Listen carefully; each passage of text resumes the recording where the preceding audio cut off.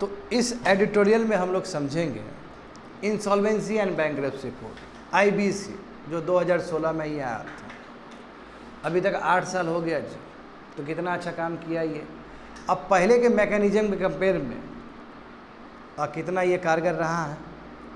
जानते हो कि ये सब है बैड लोन्स को, जो बैड लोन्स को कैसे रिजॉल्व करे, उसी के लिए मैकेनिज्म बनाया गया था। 2016 में IBC आया, उससे पहले भी बहुत सारा मैकेनिज्म था और वो मैकेनिज्म अभी भी कंटिन्यू हो रहा है। जैसे सरफेसी एक्ट देखो, जैसे डेप्ट रिकवरी ट्राइब्यूनल्स देखो, है ना, जैसे लोक अदालत देखो, तो चाहे लोक अदालत हो, चाहे डेप्ट रिकवरी ट्राइब्यूनल्स हो, चाहे सरफेसी एक्ट हो, यहाँ से जो रिकवरी है वो बहुत कम है एज़ कम्पेयर टू IBC। हम IBC का ये भी देखते हैं कि शुरू में IBC ने बहुत पॉजिटिव रिजल्ट दिया NPAs को सॉल्व करने में, रिजॉल्व करने में, मगर बाद में इसका भी जो एफिशिएंसी है वो घटते चला गया। अभी रिसेंट केस हम लोग जानते हैं कि सुप्रीम कोर्ट का जो केस था वो भूषण प्लांट को लेके, तो सुप्रीम कोर्ट ने क्या सुनाया था कि रिलेटेड पार्टी ट्रांजेक्शन है, इसलिए जो रेजुलेशन प्लान था, रेजुलेशन प्लान को बोला कि ये टर्मिनेट करो, इसका लिक्विडेशन होगा। तो कई बार क्या होता है कि सुप्रीम कोर्ट भी एक्सेस इन्वॉल्वमेंट के वजह, सुप्रीम कोर्ट का एक्सेस इन्वॉल्वमेंट के वजह से IBC के अंदर जो काम करने का जो तौर तरीका है उसमें थोड़ा सा डेंट लग जाता है, यानी कि थोड़ा दिक्कत हो जाता है, और IBC का काम करने का तौर तरीका और ख़राब हो जाता है। तो समझेंगे ये मुद्दा बड़ा मुद्दा है, ये सुप्रीम कोर्ट का ही जजमेंट से रिलेटेड है ये। तो यहाँ पे समझो GS पेपर 3 इकोनॉमिक डेवलपमेंट। अब बढ़िया समझो, इकोनॉमिक्स है ये पूरी तरीके से, अच्छे समझना होगा तुम लोग को। याद करो अपेक्स कोर्ट ने, सुप्रीम कोर्ट का क्या ऑर्डर था और उन्होंने क्या कहा था कि भूषण पावर एंड स्टील, जो भूषण पावर एंड जो स्टील लिमिटेड है BPSL को लिक्विडेशन कर दो। हुआ क्या था बच्चे लोग, थोड़ा सा मैं कहानी बता देता हूँ तुम लोग को, कुछ साल पहले का बात है ये जो भूषण पावर और स्टील लिमिटेड है, ठीक है, ये कंपनी था। ये कंपनी ने क्या किया, लोन लिया।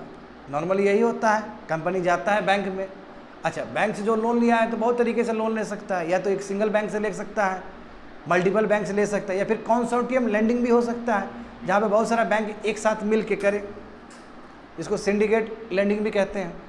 बात समझे। अब यहाँ पे देखो हुआ क्या कि ये जो है Bhushan power and steel limited, ये जो कंपनी है, ये कंपनी पूरी तरीके से डिफ़ॉल्ट हो गया। तो NPS वाला प्रॉब्लम, कंसोर्टियम लेंडिंग मिला था इसको, ठीक है, तो ये 4-5 साल पहले की बात है, डिफ़ॉल्ट हो गया। तो उसके बाद IBC में मामला गया। अब IBC काम कैसे करता है, देखो इंसॉल्वेंसी एंड बैंकरप्सी कोड में इंसॉल्वेंसी प्रोफेशनल्स लोग होते हैं, ठीक है, और यहाँ पे जो चलता है किसका चलता है, कमिटी ऑफ क्रेडिटर्स का, जो पैसा दिया था उसका ज़्यादा चलता है। अच्छा, ये जो IBC क्यों अलग है सरफेसी से, डेप्ट रिकवरी ट्राइब्यूनल से, लोक अदालत से, क्योंकि उसमें तुम्हारा जो पैसा लोन लिया है, जो डेप्टर है, उसका ज़्यादा से चलता है वहाँ पे। वो बोलेगा कि मेरे पास इतना, हम इतना ही देंगे, जो करना है कर लो, हम पैसे ज़्यादा नहीं देंगे। मगर बढ़िया बात कि IBC में जो कमिटी ऑफ क्रेडिटर उसका ज़्यादा चलता है, वो डिसाइड करता है क्या करना है इस कंपनी के साथ। तो that is the biggest advantage of IBC का सबसे बड़ा बिगेस्ट एडवांटेज है कि वहाँ पे स्ट्रॉन्ग से है किसका, कमिटी ऑफ क्रेडिटर्स का, जो लोन दिया था, जो पैसा दिया था। अब इसमें बहुत नोबल फीचर्स है, इसमें बहुत तगड़ा फीचर्स। क्या क्या फीचर्स है, एक तो ये कमिटी ऑफ क्रेडिटर का सब ज़रा चलेगा, जो लोन दिया था किसी भी कंपनी को, नंबर 1 ये। इसमें वेल लेड डाउन प्रोसीजर है।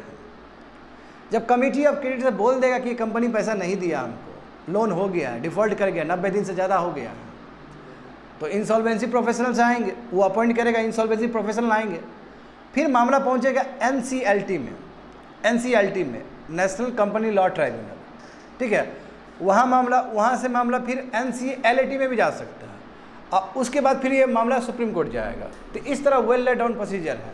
तो NCLT भी पूरा देखता है, NCLT भी देखेगा फर्स्ट स्टेप जो है, फिर NCLT भी बढ़िया से देखेगा, और उसके बाद ये मामला पहुंचेगा ऊपर में।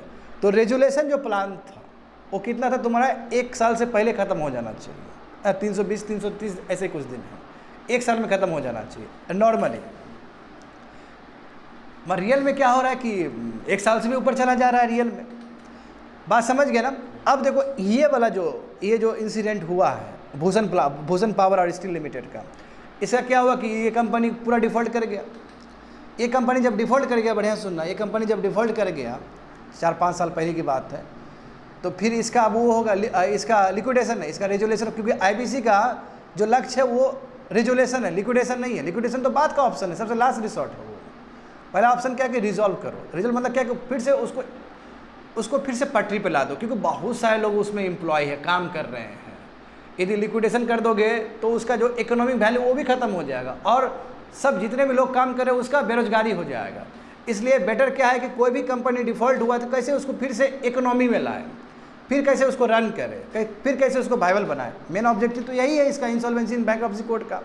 तो 4 साल पहले क्या हुआ कि ये भूषण पावर और स्टील लिमिटेड, इसका जब रेजुलेशन जो करना था तो उस समय किया, और उस समय देखो JSW आया, बोले JSW स्टील बोला कि ठीक है हम खरीद लेते हैं, हम इसको टेक ओवर कर लेते हैं। तो खुशी खुशी कर दिया, खुशी खुशी तुम्हारा NCLT भी कर दिया, NCLAT भी कर दिया। मगर बाद में क्या पता चला 4 साल बाद, अभी रिसेंटली, कि जो JSWL जो रेजुलेशन प्लान को सौंपा कि हम लेंगे इसका डिफ़ॉल्ट, हम ले लेंगे, वो रिलेटेड पार्टी ट्रांजैक्शन निकला, वो रिलेटेड पार्टी निकला, उसी का अपना आदमी निकला। और सुप्रीम कोर्ट को ये बहुत गुस्सा आया कि ऐसा तो हो ही नहीं सकता। आईबीसी के लॉ में ये है कि रिलेटेड पार्टी वाला यदि हो तो उसको आप नीलामी नहीं देना, आपको वो कंपनी नहीं देना है। तो इसलिए उसने फटकारा भी है। आईबीसी का जो प्रोसीजर है उसमें NCLT क्या कर रहा था, कमिटी ऑफ क्रेडिटर क्या कर रहा था फर्स्ट स्टेप में। क्या कमिटी ऑफ क्रेडिटर को पता नहीं चला कि रिलेटेड पार्टी वाला वही आदमी है वो? जैसे मान लो कि फादर का यदि बिजनेस लॉस हो गया, कंपनी लॉस हो गया, तो बाद में कैसे बेटा आके बोल सकता है कि वो हम ले लेंगे, हम आपको पैसा दे देंगे? वो तो गलत हो जाएगा, फिर वो तो रिलेटेड पार्टी ट्रांजैक्शन है, वो रिलेटेड पार्टी वाला चीज़ हो जाएगा। तो इसलिए सुप्रीम कोर्ट एकदम कड़ा उपदेश देते हुए सुप्रीम कोर्ट ने क्या बोला कि अब रेजुलेशन नहीं, अब लिक्विडेशन होगा इसका।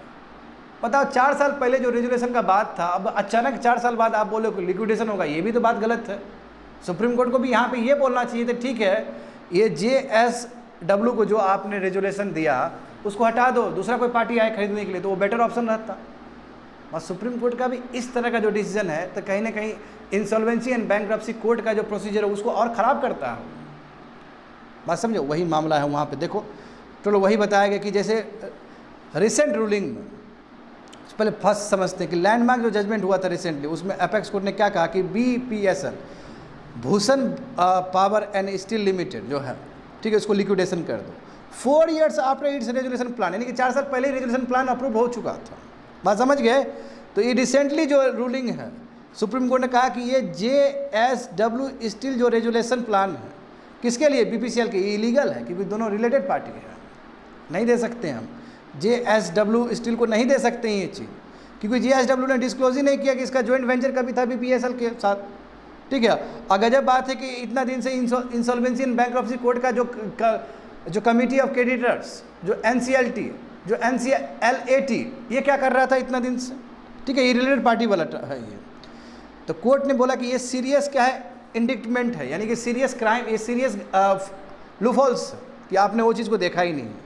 तो उसने पूरा पलट दिया, बोला कि ये पूरी तरीके से क्या हो जाएगा, अब लिक्विडेशन करो, क्योंकि यहाँ पे लिखा गया कि ना ही रेजुलेशन प्रोफेशनल ने अपना ड्यूटी ठीक से निभाया, ना ही NCLT ने निभाया, ना NCLT निभाया, ना NCLAT निभाया। अच्छा, जब मैं बोल रहा हूँ NCLT और NCLAT, ये दोनों तुम्हारा कंपनी लॉ से बना है, 2013 का कंपनी लॉ से बना, वो इंसॉल्वेंसी एंड बैंक्रप्सी कोड से नहीं बना है बच्चों। जो NCLT, जो NCLAT एपेलेट जो ट्राइब्यूनल है, ये दोनों ही कंपनी लॉ 2013 से बना है, समझ गए? चलो मामला समझते। चलो ये तो एक बहाना है समझने का कि इंसॉल्वेंसी एंड बैंक्रप्सी कोड से एफिशिएंसी क्या हुआ। मैं यहाँ पे देखो ना, तो देखो कितना लेगेसी वाला था। हाँ देखो, जैसे अमटेक ऑटो, कितना उसका देखो इंसॉल्व वो है तुम्हारा NPS है 1.26 लाख करोड़, इतना ज़्यादा। एसर स्टील का देखो 80,000 करोड़, भूषण स्टील देखो जो पढ़ रहे हो 55,000 करोड़, भूषण पावर का 48,000 करोड़, हाँ लैंको इन्फो, इतना ज़्यादा है तुम्हारा NPS सब है ये। अभी सब बैड लोन्स सब है। हाँ, इसके लिए जब मामला पहुंचा सब इंसॉल्वेंसी एंड बैंक्रप्सी कोड में, क्योंकि उससे पहले जो मैकेनिज्म बनाया था वो इफेक्टिव है ही नहीं। अब आगे देखो, तो हम जानते हैं कि ये 8 years 8 साल हो गए इंसॉल्वेंसी एंड बैंक्रप्सी कोड को। इसको ये नहीं बोल सकते कि ये ख़राब है, अभी भी सबसे इफेक्टिव यही है। बाकी मैकेनिज्म के हिसाब से अभी भी सबसे इफेक्टिव है, अभी भी 33% इसका रिकवरी रेट है। बड़ी बात है कि नहीं है? पहले जैसे मैंने बताया कि सरफेसी हो, डेट रिकवरी ट्राइब्यूनल्स हो या लोक अदालत हो, तो उसमें जो डेप्टर का ज़्यादा चलता था उसका से, मैं यहाँ पे क्या है कि कमिटी ऑफ क्रेडिटर का ज़्यादा चलता है। हम मानते हैं कि 33% तो चलो ठीक है, हेयर कट तुम्हारा 60+ % कुछ हुआ हेयर कट, उतना नहीं मिला, मत 33% मिलना भी बहुत बड़ी बात है। तो जो डेटा है इंसॉल्वेंसी एंड बैंक्रप्सी कोड का, इसमें क्रेडिट कितना रियलाइज हुआ? देखो 3.89 lakh crore under IBC framework, और रिकवरी कितना है तुम्हारा 33%, जो कि अपने आप में बड़ी बात है, 33%। ठीक है, इंडिया का फर्स्ट कॉम्प्रिहेंसिव बैंक्रप्सी लॉ है ये, ठीक है, जो 2016 में लाया था इसी चीज़ के लिए। और इसमें देखो, इसमें मेन बात वही जो बार बार बोल रहे हैं, मेन बात वही है कि इसमें यही बात था कि टाइम बाउंड मैनर में हो, इसलिए 30 डेज दिया गया था कि 1 साल से पहले आपको करना है। इसमें जुडिशियल डिले ना हो, क्रेडिटर रिकवरी ज़्यादा बेटर हो, कमिटी ऑफ क्रेडिटर का ज़्यादा चले, इसके लिए लाया गया था। मगर अभी देखो, अभी सबसे बड़ा, हाँ, और क्या चीज़ के लिए लाया गया था? ये रेजुलेशन के लिए लाया गया था, लिक्विडेशन के लिए नहीं लाया गया था। मगर ये 8 साल होते होते काम गड़बड़ हो गया इसमें टू मच इंटरवेंशन हो रहा है, कई बार सुप्रीम कोर्ट की तरफ से भी, जैसे अभी हुआ है भूषण प्लांट वाला। कई बार तो देखो एनसीएलटी खुद बढ़िया से काम नहीं कर पा रहा है, कई बार कमिटी ऑफ क्रेडिटर्स को खुद रिकॉग्नाइज नहीं कर पा रहे कौन रिलेटेड पार्टी है या नहीं है, तो थोड़ा सा दिक्कत है। मैं उसके बावजूद भी, आई मस्ट से, उसके बावजूद भी आईबीसी ज़्यादा बेटर है प्रीवियस मैकेनिज्म से। तो आगे देखो, हाँ, तो क्या सवाल ये है कि क्या ये इफेक्टिव रिकवरी मैकेनिज्म है?